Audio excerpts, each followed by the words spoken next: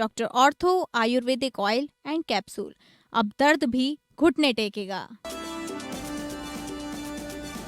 हरदोई में पीएम मोदी ने किया गंगा एक्सप्रेसवे का उद्घाटन। प्रयागराज से मेरठ अब महज 6 घंटे दूर। ईस्ट से वेस्ट यूपी तक कई धार्मिक तीर्थों तक पहुंच आसान बनाएगा गंगा एक्सप्रेसवे। मोदी ने कहा ये यूपी के विकास की नई लाइफलाइन। वहीं महिला आरक्षण पर पीएम मोदी ने सपा को घेरा। गंगा एक्सप्रेसवे के उद्घाटन कार्यक्रम में सीएम योगी ने कहा संस्कृति, समृद्धि और रोजगार का एक्सप्रेसवे। डबल इंजन की सरकार में प्रदेश एक्सप्रेसवे के नए कीर्तिमान बना रहा। नए यूपी में आधुनिक इंफ्रास्ट्रक्चर का तेजी से हो रहा विकास। महोबा में भाजपा जिलाध्यक्ष पर गंभीर आरोप। पूर्व जिला मंत्री दीपाली तिवारी ने लगाए पद के एवज में हमबिस्तर होने की मांग के आरोप। जिलाध्यक्ष के इस्तीफे पर अड़ी पूर्व जिला मंत्री ने बढ़ाई टेंशन। आरोपों की जांच करने पहुंची बीजेपी को 2 सदस्यीय जांच टीम।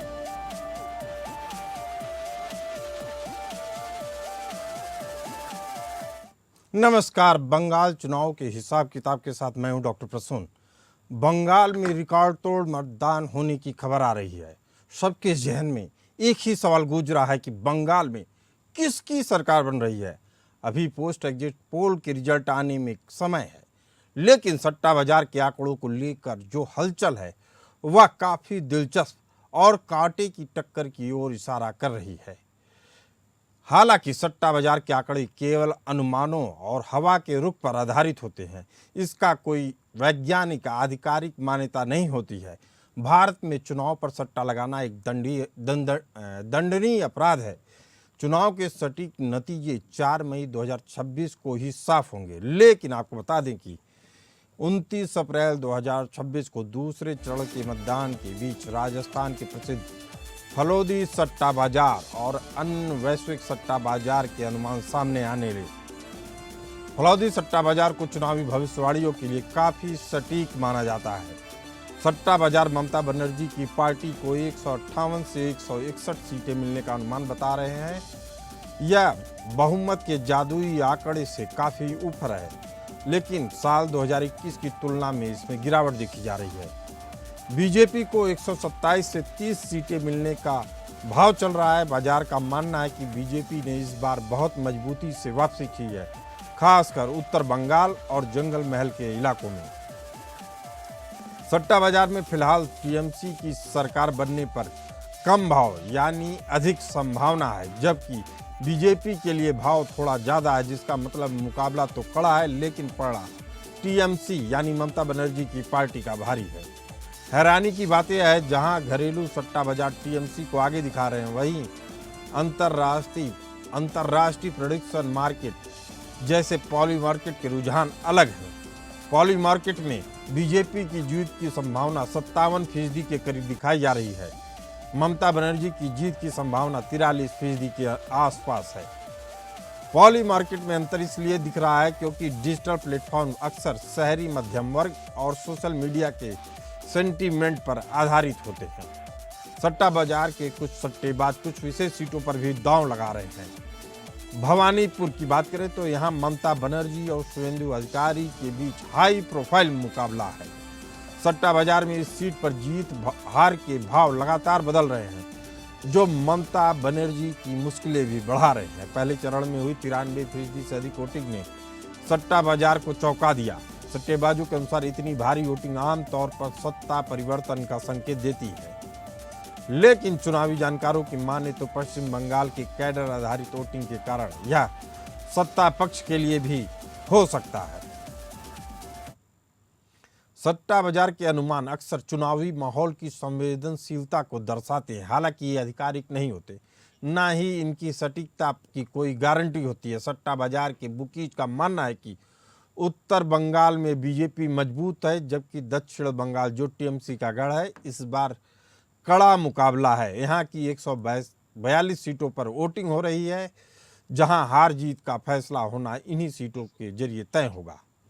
आपको बता दें कि आज यानी 29 अप्रैल 2026 को पश्चिम बंगाल के दूसरे और अंतिम चरण का मतदान मुख्य रूप से दक्षिण बंगाल के जिलों में हो रहा है।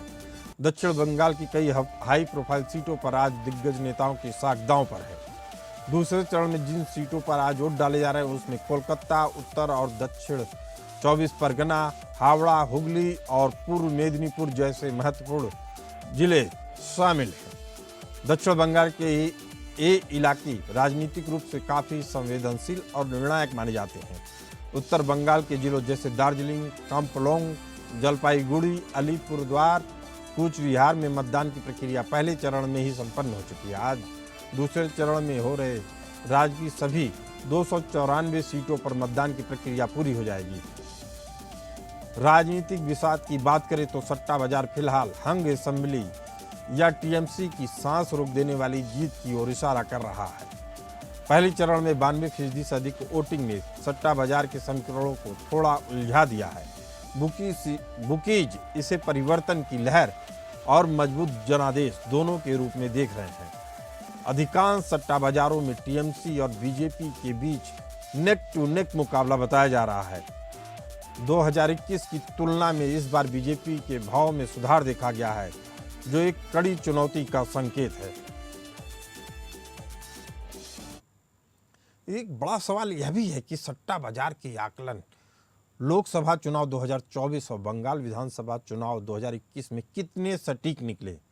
अगर हम लोकसभा चुनाव 2024 और बंगाल विधानसभा चुनाव 2021 की बात करें तो सट्टा बाजार और उसकी भविष्यवाणियां कहीं सटीक बैठती हैं तो कहीं बुरी तरह विफल रहीं। 2024 के आम चुनाव में सट्टा बाजार विशेषकर फालोदी की बात करें तो उनका अनुमान आंशिक रूप से सही रहा, लेकिन जनता की नब्ज टटोलने में वह पूरी तरह से सफल नहीं हुआ। फलोदी सट्टा बाजार ने मतदान से पहले बीजेपी के लिए 300 से 310 सीटें और एनडीए के लिए 330 सीटें होने का अनुमान लगाया। बीजेपी 240 सीटों पर समेट गई और एनडीए को 293 सीटें मिली। सट्टा बाजार ने बीजेपी के बहुमत को लेकर सही संकेत दिया, लेकिन सीटों की संख्या में यह रिजल्ट से काफी दूर रहा। सट्टा बाजार ने विपक्षी इंडी गठबंधन की मजबूती को भी कमतर आंका था। इसी तरह बंगाल विधानसभा चुनाव 2021 की बात करें तो 2021 के बंगाल चुनाव में सट्टा बाजार का गणित पूरी तरीके से फेल हो गया। सट्टा बाजार का यह शायद हालिया इतिहास में सबसे बड़ी विफलताओं में से एक रहा। चुनाव के अंतिम चरणों तक फलौदी और दिल्ली सट्टा बाजार बीजेपी और टीएमसी के बीच कांटे की टक्कर दिखा रहे थे, लेकिन बुकीज ने बीजेपी को 130 से 140 सीटें, टीएमसी को बहुमत के नीचे यानी 120 से 130 सीटें दिखाया। उस वक्त ममता बनर्जी की टीएमसी ने 213 सीटें जीतकर प्रचंड बहुमत हासिल किया, जबकि बीजेपी 77 सीटों पर सिमट गई। बंगाल में सट्टा बाजार की भविष्यवाणी पूरी तरह से गलत साबित हुई। वे साइलेंट वोटर और महिलाओं के बड़े वोट बैंक को भापने में असफल रहे। ऐसे में साफ है कि सट्टा बाजार केवल एक व्यावसायिक अनुमान है।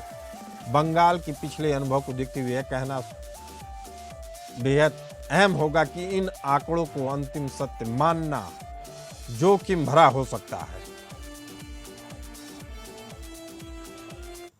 इसके बावजूद चुनावी आकलन और सहज मनोरंजन के लिए सट्टा बाजार के आंकड़ों पर चर्चा करने से कई बार दिलचस्प नतीजे निकलते हैं। इसी मुद्दे पर चर्चा करने के लिए हमारे साथ मौजूद हैं उमेश चतुर्वेदी जी, सलाहकार प्रसार भारती, निपुण आलम बयान जी, राजनीतिक विश्लेषक। आप दोनों मेहमानों का बहुत बहुत स्वागत है। उमेश चतुर्वेदी जी, पहला सवाल आप ही से। आप लोगों के नज़रिए से सट्टा बाजार के जो रुझान आते हैं उसे कितना भरोसेमंद माना जा सकता है, क्योंकि ऐतिहासिक रूप से एग्जिट पोल और सट्टा बाजार के बीच जब भी टकराव हुआ है जीत जमीनी सर्वे की हुई है। क्या इस बार भी सट्टा बाजार एक केवल हवा बनाने का जरिया होगा? देखिए, सट्टा बाजार के जरिए हवा को राजनीतिक दल बनाते हैं, उसमें तो दो राय है नहीं। क्योंकि राजनीति एकमात्र उद्देश्य होता है कि येन केन प्रकारेण राजनीतिक सत्ता को हासिल करना, चुनावी जीत हासिल करना। और चुनावी जीत हासिल करने के लिए जनता का बड़ा समर्थन चाहिए। तो जनता का समर्थन चाहने के लिए सबसे बड़ी बात यह है कि जो फ्लोटिंग मतदाता होते हैं, जो फैंस होते हैं, वो आखिरी दौर में कई सारी बातों से, प्रचार के अभियान से, प्रचार के दबाव से प्रभावित होते हैं और कई बार जाकर के बूथ पर भी अपना मन बदल लेते हैं। और कई बार लगता है कि कुछ मतदाता ऐसे होते हैं कि उनको लगता है कि फला पार्टी जीत रही। जी, आपको बता दें कि पॉली मार्केट की बात करें या फलोदी सट्टा बाजार की, पॉली मार्केट में शेयर कहा जाता है 0.01% से शेयर 1% शेयर तक होता है। इसमें हाँ या ना में जवाब देना होता है और शेयर मार्केट की तरीके से यह सट्टा बाजार काम करता है। फलोदी की बात की जाए तो इनकी स्पेशलिटी चुनाव और क्रिकेट पर सट्टा लगाने में होती है। Global prediction market poly market का इशारा जो है वह दिखा रहा है कि बीजेपी सत्ता में आ रही है, जबकि स्थानीय सट्टा बाजार टीएमसी को आगे बता रहे हैं। इस विरोधाभास के पीछे असली कारण क्या है, निपुण जी? जी देखिए, क्या है कि एक लोकल होता है और एक इंटरनेशनल होता है, ये बात सही है। और मैं समझता हूँ कि लोकल जो सट्टा बाजार है उस पे ज्यादा विश्वास हम लोग कर पाते हैं। क्यों कर पाते हैं? क्योंकि लोकल को जानकारी जमीनी स्तर की होती है और वहां पर जो सट्टा में लगाने वाले लोग हैं वो भी लोकली ज्यादा होते हैं। जब हम इंटरनेशनल की बात करते हैं तो एक इंटरनेशनल जो मैसेज जा रहा है उसके बिहाफ पर क्या करते हैं, इंटरनेशनल मार्केट में लोग अपना पैसा लगाते हैं। लेकिन इस बार ये फैक्ट है कि जो टक्कर है वो बहुत कांटे की है। और जो आपने स्टार्टिंग में कहा कि हो सकता है कि हमको एक हंग वहां पर हाउस देखने को मिल जाए, ये भी कंडीशन हो सकती है। लेकिन मुझे इस बार ऐसा लगता है कि मार्जिन जो है वो बहुत बड़ा रहने वाला नहीं है जीत और हार के बीच में। और बड़ा दिलचस्प हो चुका है चुनाव, जिस प्रकार से चल रही है पूरी घटनाएं हम देख रहे हैं लगातार। बीजेपी भी पूरा इस बार दावा कर रही है कि हम सरकार में आ रहे हैं, पूरी तैयारी है। पीएम मोदी का भी आप जान रहे हैं, आज सेकंड फेज का चुनाव चल रहा है। तो पीएम मोदी आज वाराणसी में, काशी में है। पहले फेज में आपको याद होगा तो बेलूर मठ पहुंच गए थे। तो ये भी एक सिंबल है, क्योंकि हमने देखा है जब चुनाव होता है, जब बीजेपी को जीत की उम्मीद होती है तो पीएम मोदी का इस प्रकार का दौरा भी हमको देखने को मिलता है। तो इसका एक बड़ा मैसेज निपुण जी ये भी है कि बीजेपी बार बार साफ करती है कि हम सनातनी पार्टी हैं और आप हम पर भरोसा करेंगे तो हम राष्ट्रवाद को आगे बढ़ाएंगे। ये बड़ा मैसेज होता है मंदिर का दौरा करके।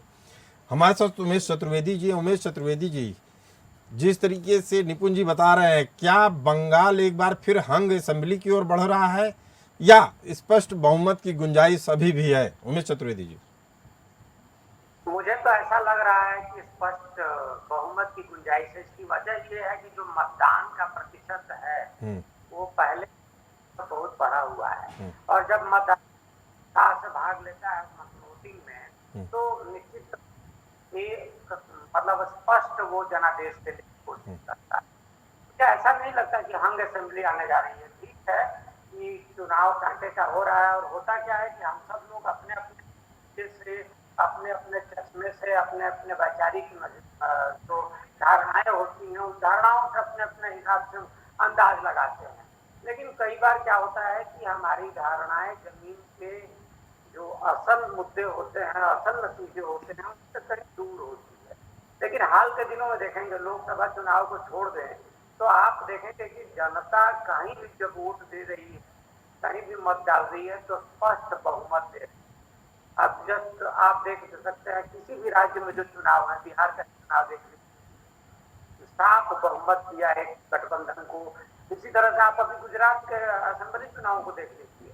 तो इस तरह से आज जनता का, क्योंकि इसमें क्या है कि पहले की तुलना में लोग पढ़े लिखे लोग बहुत ज्यादा हो गए हैं, बहुत ज्यादा जागरूक हो गए हैं, सूचना और संचार के इतने माध्यम हो गए हैं, कुछ ज्यादा आ रही है, तो लोगों के पास मुद्दों की बहुत सारी समझ है और इसी के चलते लोग एकदम से आगे आते हैं। तो मुझे नहीं लगता कि हंग असेंबली आने जा रही है, कोई त्रिशंकु विधानसभा आने जा रही है। विधानसभा तो स्पष्ट ही आएगी, चाहे इस पार होगी चाहे उस पार होगी। और रही बात सट्टा बाजार की, तो सट्टा बाजार में निश्चित तौर पर मैं सहमत हूँ कि जो स्थानीय स्तरीय होते हैं उनको बहुत ज्यादा सटीक अंदाज होता है बनिस्बत की सटीक अंदाज होता है। इस अंदाज के पीछे और भी क्या कारण है? हम चर्चा कर रहे हैं बंगाल विधानसभा चुनावों को लेकर। हमारे साथ बात करने के लिए मौजूद हैं उमेश चतुर्वेदी जी, सलाहकार प्रसार भारती, और निपुण जी। निपुण जी, पहला सवाल आपसे कि क्या बाजार के पास ऐसे इनपुट हैं, सट्टा बाजार के पास इनपुट हैं कि इस बार मुस्लिम वोट बैंक में कोई बिखराव हो रहा है जिसका सीधा फायदा बीजेपी को मिल सकता है? निपुण जी। देखिए, मुस्लिम वोट बैंक में तो मुझे बिखराव की गुंजाइश कम लगती है। हालांकि बीजेपी ने लगातार प्रयास किया है इस बार मुस्लिम वोट बैंक को भी टारगेट करने का या उसमें भी सेंध लगाने का, लेकिन मुझे ऐसा लगता नहीं कि मुस्लिम वोट बैंक जो है छिड़केगा। उसकी मेन वजह क्या है कि मुस्लिम वोट बैंक में इस बात की चिंता ज्यादा है कि अगर बीजेपी सत्ता में आती है तो हो सकता है हमारी नागरिकता ही इस प्रकार का ह्यूमर जरूर फैला है बंगाल के चुनाव के अंदर। दूसरा जो मैंने कहा आपको, देखिए जो लोकल व्यक्ति होता है, आप और मैं दिल्ली से बैठ के हम लोग देख रहे हैं तस्वीरों को, या हम एक दो बार विजिट में करके आ गया, हम उस बेस पर कह रहे हैं। लेकिन जो लोकल व्यक्ति होगा और जो सट्टा बाजार में पैसा लगाएगा, देखिए सट्टा बाजार में पैसा लगाने का मतलब ये है कि या तो आप चढ़ गए या आप गिर गए, तो वो बहुत ही हैवी कैलकुलेशन करते हैं कि किसके जीतने की संभावना है, किसके जीतने की संभावना नहीं है।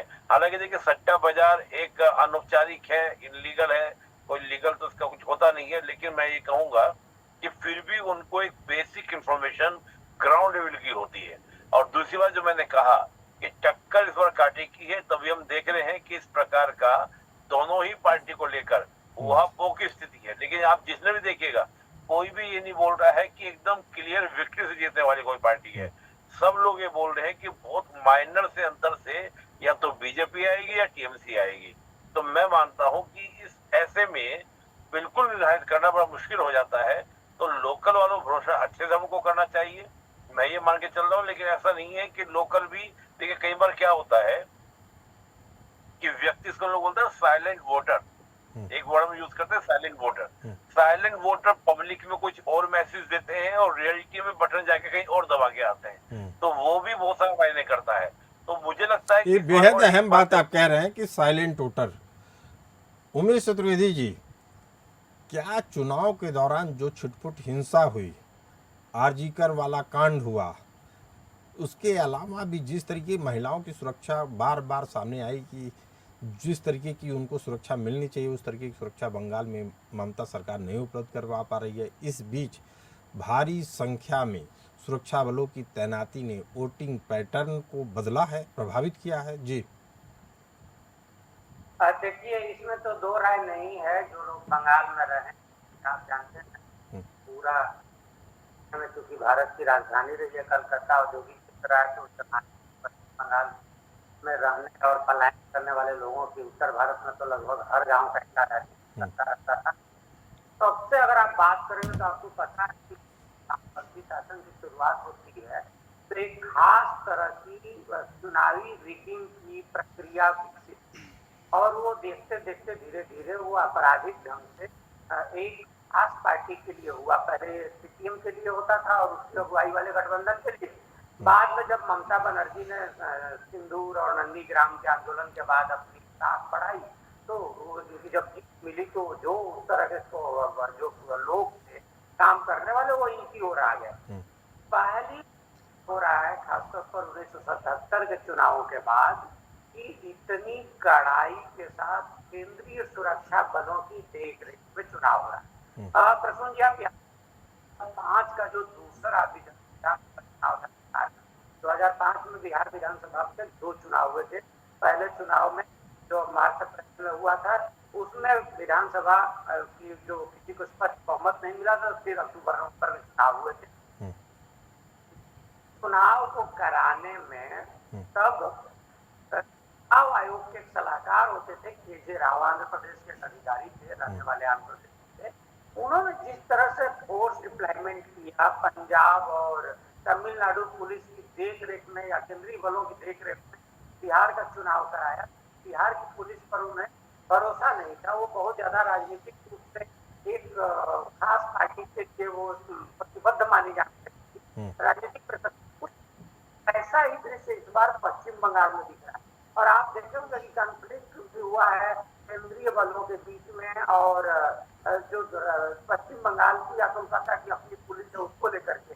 जो केंद्रीय पुलिस पर्यवेक्षक गए हैं, उनको इस बात की शिकायत रही है कि जो स्थानीय पुलिस है खासतौर पर पश्चिम बंगाल की, वो को उस ढंग से कार्रवाई करने में सहयोग नहीं दे रही थी जैसा कि वो अपेक्षित था, जैसा चुनाव के दौरान हो रहा है। तो निश्चित तौर पर जो केंद्रीय बलों की भारी संख्या के बीच में चुनाव हो रहा है, तो वो पश्चिम बंगाल का वोटर जो साइड रहता था, कई बार स्थानीय पार्टी इकाइयों के जिन्होंने आपका वो बदमाश गुंडे हैं, उनके दबाव में वोट डालने से बाहर निकलने से परहेज करता था।